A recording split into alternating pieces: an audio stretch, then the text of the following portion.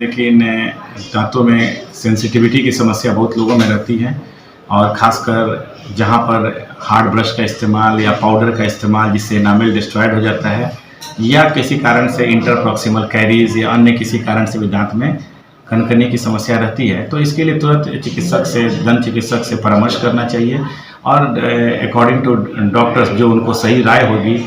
एक्ट्रीजन, abrasion, erosion हो या इंटरप्रॉक्सिमल carries हो, इसके लिए हर तरीके का इलाज है और उससे संबंधित जो भी समस्या होगी डॉक्टर जो बताया उसका निराकरण कर दिया जाता है। सर एक सवाल और है, बाजारों में कई तरह का पेस्ट भी मिल रहा है, दांत पंजन भी मिल रहा है, क्या इसको लेकर क्या कुछ दिक्कत भी है क्या? देखिए, पाउडर का इस्तेमाल दांत में मना होता है और पेस्ट किसी भी प्रकार का हो सारा बढ़िया है, चाहे वो कोई भी हो, लेकिन किसी केस में जब एनामल डिस्ट्रॉयड हो जाता है और डेंटिनल ट्यूब्यूल्स पोरस होते हैं तो उसके लिए हम लोग एक मेडिकेटेड पेस्ट इस्तेमाल करने की राय देते हैं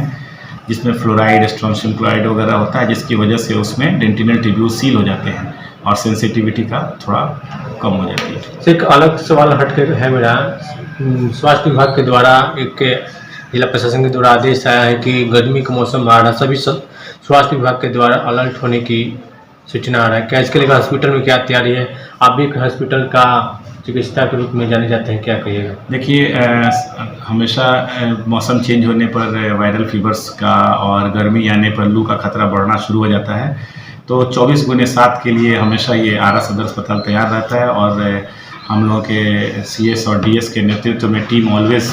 काम करती रहती है और एहतियात के तौर पर जब भी लगता है कि कोई बड़ी बीमारी का ज़्यादा संख्या में लोग आना लगेंगे तो सतर्कता के तौर पर दोनों पदाधिकारियों के द्वारा जो दिशा निर्देश मिलता है हम सभी चिकित्सकों को, वो पर्याप्त रूप में फॉलो किया जाता है और कभी भी कोई दिक्कत कभी नहीं होने। यानी अभी से कोई व्यवस्था नहीं है हॉस्पिटल में? नहीं, व्यवस्था तो ऑलवेज है, 24/7 सेवा हमेशा अस्पताल को उपलब्ध है, लेकिन कभी कभी ऐसी स्थिति को भी भांप लिया जाता है कि अगर आने वाले समय में मरीजों की संख्या बढ़ने वाली है तो उस हिसाब से पर्याप्त तैयारी कर ली जाती है। एक सबसे महत्वपूर्ण सवाल है, सदर हॉस्पिटल में पेयजल की व्यवस्था नहीं अभी तक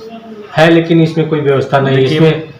पेयजल की जो व्यवस्था है, थोड़ा भी कंस्ट्रक्शंस काम चल रहा है, कई जगह चापाकल लगे थे, फिर वहाँ पर कंस्ट्रक्शंस का काम है तो चापाकल निकल गया, वहाँ पर बिल्डिंग, अब आने वाले 5-6 महीनों में तो ये नई बिल्डिंग का कुछ पार्ट हैंडओवर भी होने वाला है, तो हमारे ख्याल से जब नई बिल्डिंग मिल जाएगी तो रूम्स की कोई कमी नहीं रहेगी, पानी की कोई कमी नहीं रहेगी, पेशेंट्स की दिक्कत, डॉक्टर्स के चिकित्सा पदाधिकारियों के लिए भी बैठने की जगह बहुत कम है,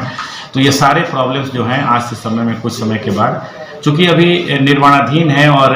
अस्पताल एक ऐसी चीज़ है जिसको बंद करके कोई चीज़ नहीं बनाई जा सकती है, उसको 24/7 सेवा में रखते हुए अस्पताल का कंस्ट्रक्शन का कार्य कराया जा रहा है। ये बहुत ही सराहनीय कदम है कि अस्पताल का हर एक कार्य जारी है और यहाँ कंस्ट्रक्शन कार्य भी उतनी ही तेज गति से चल रहा है।